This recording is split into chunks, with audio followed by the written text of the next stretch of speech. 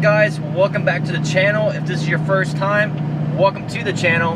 Hope you guys are having a great time, great week, having a great life. Right now I'm kind of testing out this new setup in the truck with the camera. I got my GoPro Hero 3 Plus Black. I haven't used it in about a year, but I have it set up to the truck where it'll be more practical for me to do vlogs as I'm driving. So let me know what you guys think of this view, because I have no idea what it looks like. I don't have the GoPro app downloaded to see what the view looks like, so I have no idea what I look like. So when I get home to check out the footage, that's when I'll know how it turned out. But I'm hoping that it sounds okay and it looks okay. And also, I hope the quality is good on this too. And I also want to do more of in-vehicle vlogs. And what I want to do is at least once a week, I want to have some sort of vlog, like a discussion, basically like a forum. So we're gonna have a topic, and we're gonna talk about, I'm gonna talk about what I think of that topic, and you guys can kind of talk about that in the comment section below. It'll be like a forum. Let me know like what you guys think of that topic, and I think it'll be pretty cool. What do you guys think? Like, for example, one topic could be, are diesels better than gas? Or should you warm up your diesel truck before driving? Stuff like that.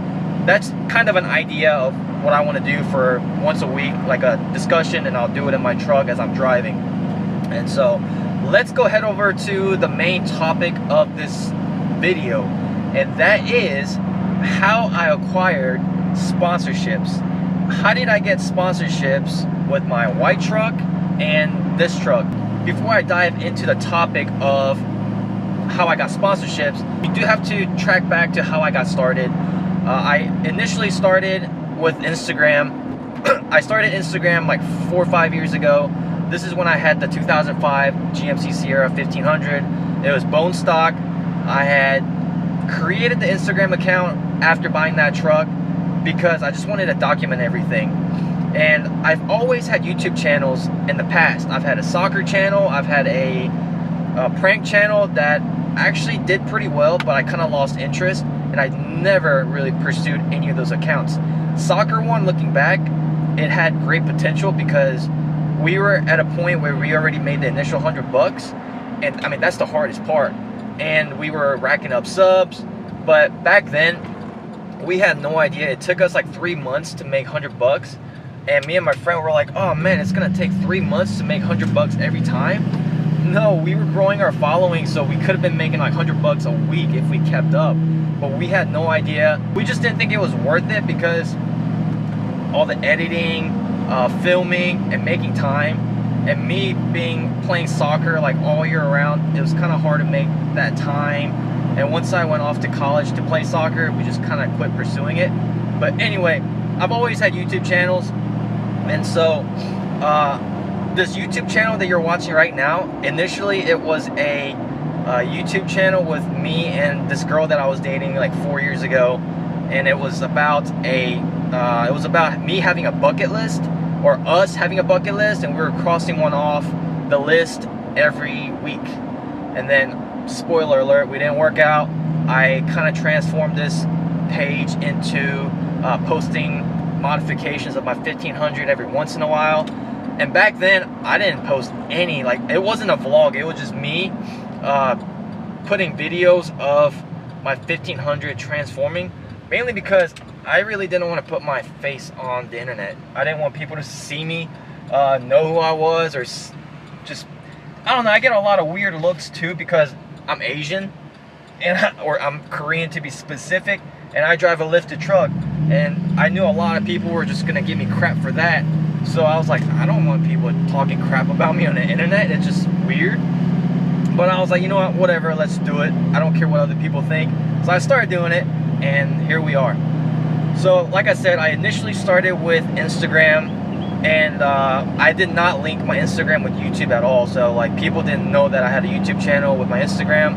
And with my 1500, it went through multiple setups. I had a leveling kit, I had a 6-inch lift, I had 2 sets of like wheels and tires, like 2 different setups. And with that truck, I got to about 10,000 followers on Instagram, and I've made videos like maybe once every few months on YouTube of my truck, and I started kind of taking it a little bit seriously right before I sold it. And when I sold it and bought the white Duramax, that's when I started taking it a lot more serious. And man, it got a lot of interest when I started with my Duramax, because it was a fresh channel, fresh build, and a lot of people just were excited to follow the journey of the LOY Duramax.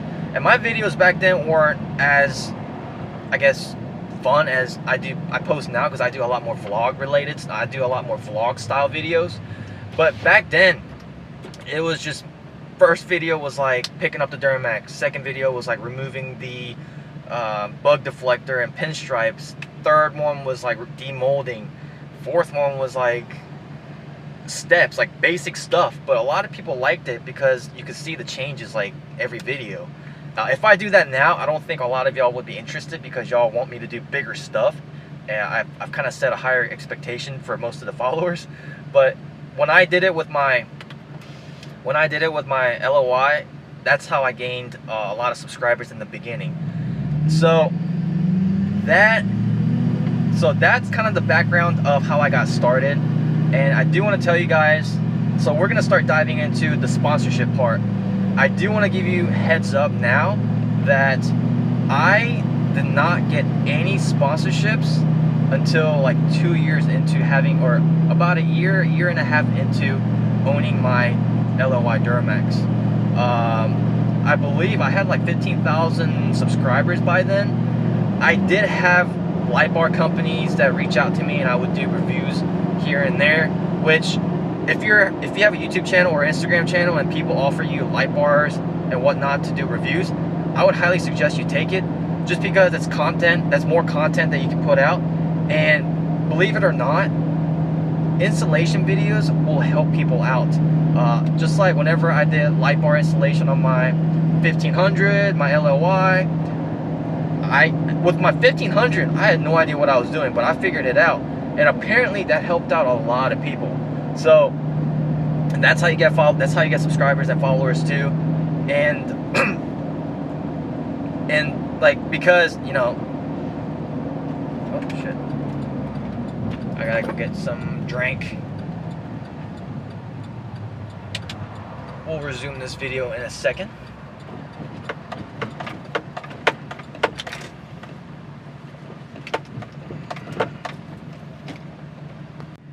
Alright, so honestly, I totally forgot where I left off, so I'm just gonna kind of start talking about it from how Anthem was my first ever sponsor. Alright. Oh, tits, don't turn in here. Alright. So it took me about a year and a half to finally get my first sponsor. Oh, like I was saying, I remember where I left off. So I was saying that if you want to start somewhere, I would say like sponsors or something, definitely start with light bars and whatnot if they offer you products for free. And like smaller companies with smaller products, and by smaller I mean cheaper products, they'll reach out to you. Like Pro Clips USA, they reached out to me and a couple people. I don't know, like flagpole companies or something like that. They'll reach out to they'll look for influencers and they'll reach out to you. And I always highly recommend taking those and making review videos and install videos, because that's kind of a gateway to getting bigger sponsors. Because if bigger companies see that you do a good job of making installation videos or review videos, they're gonna be like, wow, this guy can really give us exposure. So take those, and it doesn't hurt to reach out to those guys either. And I know I've had people complain to me about how McTuning only gives them like a 50% off discount. 50%, that's better than nothing. Just take it. I mean, if you need the light bar or rock lights or whatever, take it. Take the 50% off, because I mean, they don't know who you are, they don't know what you can achieve. They don't, like, I don't understand why they need to give you free stuff. So take the 50% off, do a good video, prove to them that you're worth getting products for free for next time. So that's my tip right there. So yeah, I was doing little reviews, install videos and then my channel grew to like 15,000 subscribers, I think, around there. And all the modifications up to that point, I spent my own money, except for like light bars, because McTuning was able to send me some, and probably like light bulbs. I bought light bulbs myself because I didn't want to test out light bulbs. I just wanted to buy whatever I liked and be done with it. And so like headlights, taillights, I bought all those, lift kit, wheels, tires, all that. I bought it with my money. I made the truck look pretty appealing, pretty good. And that's how I started gaining attraction, because people liked my build. My following went up, probably around in the 20,000s range. And then I submitted an application to Anthem. They liked what I was doing with YouTube and what I was doing on Instagram. So they approved it, and I became, they sponsored me. So Anthem was my official sponsor, and after you get one huge sponsor, things get easier after that. Because, whoops, who's calling me? You have an incoming call. Alright guys, sorry about that call. I had to take it. It was Kenneth, and he was just basically telling me about Daytona.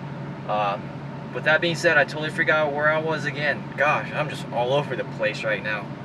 So, last thing I remember talking about is Anthem. It took me about 1.5 years to get Anthem, and then once I got Anthem on board, it was easier to get other companies on board too, just because like I had a resume. Like I had, basically, like when you apply for a job, on your resume you got to have job experience, and I have job experience now, also known as like credibility. And so companies are like, oh, he's got sponsored by Anthem, there's something special about him, we wouldn't mind sponsoring him with tires or light bar, or not light bar, but like grill or something like that. They're more willing to do that because you have credibility. After that, another sponsorship I got was like Edge, and that was mainly like I emailed the guy, and I mainly got it, and they wanted me to make a video, installation video and review video on YouTube. So YouTube had a really big part on that sponsorship. Same with like the C4 rock lights, and with the SDP, they wanted me to create like bigger exposure for them, their company, on Instagram as well as on YouTube. There's not too many CP3 conversion videos on YouTube of LML Duramaxes, so I told them that's something I could do, and that just created more exposure for them as a brand. They're a big company, but they're not as like known as Whirly Fab. Whirly Fab spends more time marketing their brand more than SDP. And SDP, I've been completely satisfied with their product. Their customer service is excellent. Yeah, that's how I got sponsors, mainly YouTube. And like I said, you don't have to do YouTube, but it helped. Having YouTube was a pretty big part that helped me out. And oh yeah, the last one I want to talk about is like Boost Auto Parts. You guys know that Boost Auto Parts is probably one of the biggest truck accessory companies. They do the switchback mirrors, they do the wireless charging, the key fob. They have some really cool stuff. And they were mainly interested in me doing installation videos and review videos, because it really helped them out, because it helped create exposure to like the key fobs. The key fobs are brand new. Me, Dalton, and a few other guys made a video on it. Now like thousands of people know about Boost Auto Parts key fobs. So that's what they're looking for whenever they like sponsor somebody. So that's really all I really wanted to talk about as far as me getting sponsorships. I am working on a few other sponsorships for this truck right now, and the one thing I do want to mention is I'm not always satisfied with the amount of discounts they give me, because I feel like I could bring more value to them than, like, let's say for example, if they offer me like a 10% discount, I don't think that would be worth it, because I would just bring them a lot more business than just a 10% discount that I'm getting. But sometimes you just gotta take it, because if it's something that you were going to get anyway, 10% is better than 0. Also, that's another company that you can add to your sponsor list to get more sponsors, or maybe for the next build. and then they might even give you more discount on your next build. So there's that. And so I want to finish this off with some Q&A. Y'all had some really good questions. Mercs_black_AV had 2 really good questions. How to leave a sponsor and what is required to do so. Communication. Most of the times whenever you sign a sponsorship contract, they require that you stay with them for a certain period of time. And most of the sponsorships, whenever you get the product, you have to give them like your credit card information. So if you decide to terminate that contract early, they do have the right to charge you the full amount of what that product cost. But if you just kind of communicate with them and why you're leaving, they're going to be more understanding. Which brings me to the point of me and Anthem. A lot of people were asking me like what happened with me and Anthem. Nothing happened, like nothing bad happened. A lot of people think there's a drama and I left them. No, that's not the case. What happened was I wanted to go 14 wides because I wanted stance on this truck before I got it higher. Because I wanted to see what it would look like on a 6-inch lift with 14 wides and 35s. I wanted to see what it looked like. I talked to Dave from Anthem.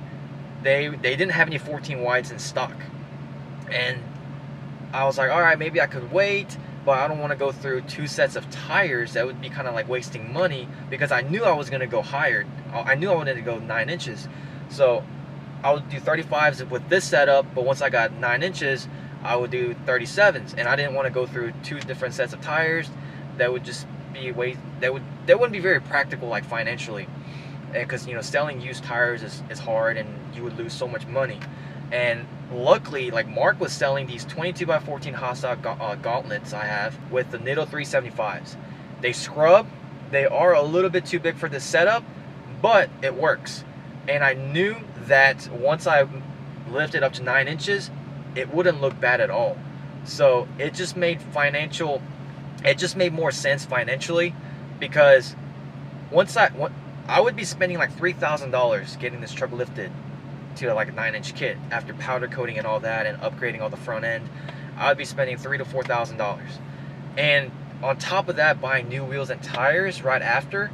That's a lot of money that I want to spend up front, and I just wanted to be able to lift it, take a couple months, and then get wheels and tires. So I knew these wheels that Mark sold me would work with this setup as well as my 9-inch McGoy setup. So I bought these from Mark.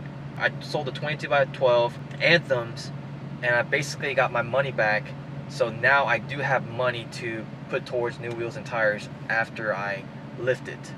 So that's why I left. And I told Dave, I said, hey, I'm thinking about doing this. What do you think? Like, is it okay? And he was totally cool with it, very understanding. And I told him, these are my temporary setup. It's not going to be permanent. I'm not staying with Hostile permanently. So he was very understanding. So if you want to leave a sponsorship, or if you want to leave a sponsor, you have to communicate. And the next question he asked was, do your sponsors dictate what you can and can't run on your truck? Yes and no. They do have a lot of requirements. But if they have a lot of requirements, like, for example, this is why I didn't go with this certain tire company. They would offer me like a tire, but I had to attend all these shows, and I had to like submit like professional photos and all that. And these tires are like maybe $1,500. It wasn't worth it for me to travel to all these shows and then submit like professional photos just to get $1,500. That's $1,500 tires, and they were gonna dictate on what I could do with my truck. I was like, no, I'm not doing that. So some sponsors, they do have guidelines, like pretty strict guidelines, and they can dictate what you can do and can't do on your truck. But me personally, if I spend $1,500 on your tires, or if I get $1,500 tires and you're gonna tell me what to do with my truck, I'm not doing it. I'll just buy the tires with my money. Next question is Coop 2K, best wheels on a budget. Probably Anthem. Fuels, the prices have gone down. Let's see, Moto Metals are pretty good too. I mean, there's just so many, like hardcore off-road. They seem to be pretty reasonable and pretty cool. Have pretty cool wheels. So there's just so many out there. You just kind of have to do your research. Go to Custom Offsets and go to like the wheel selection, and I believe you can select your price range. That would be the best place to go and check out best wheels on budget. Underscore it's underscore RJ, have you decided on wheels and tires yet? I have. I'm not gonna tell you just yet, just because I'm gonna build that suspense. Strange underscore creations, what's the best method to get subscribers for my YouTube channel? Engaging with other YouTubers, preferably someone in your range of popularity. So you can't like, don't go to like TJ Hunt's page and be like, what's up TJ, because he's not really going to be able to see your page. So find somebody that has lower subscriber count and engage with them, build a community with them, and kind of grow together. That's what I would recommend, because I mean that's kind of like what me, Dalton, TruckMaster, and Back Row Diesel, we all kind of did. We all helped each other out, and just being very consistent. Come up with a video at least once a week. I would say even 3 to 4 times a week, just because if you do one a month, like why should somebody subscribe to you if you only post one video a month? Let's see, Goofy underscore Jose, do you think LMM Duramax engine is the best? That's very debatable. I don't think so, but some people would agree that LMM is the best Duramax engine. I mean, everyone has their favorites, and they all have their reasons as to why it's their favorite. Me, personally, I think L5P Duramax engine is the best. It is the newest one, and it has the most horsepower. Underscore Ashby Tate underscore, what's the best way to get sponsors to notice or decide to sponsor your truck? There's a couple methods. One, I just kind of went over it in the beginning of this video, like on how I did it. You have to be like a creator or like an influencer. Either that, you have to be one of those guys that go to a lot of shows. That, I mean, a lot of like companies like that if you go to a lot of shows, because that's exposure. And when you go to the shows, okay, before that, your truck has to be somewhat established. And what I mean by that is it has to be somewhat modified, and it has to be appealing to people. So when you go to those shows, you're turning heads, you're getting attention from people.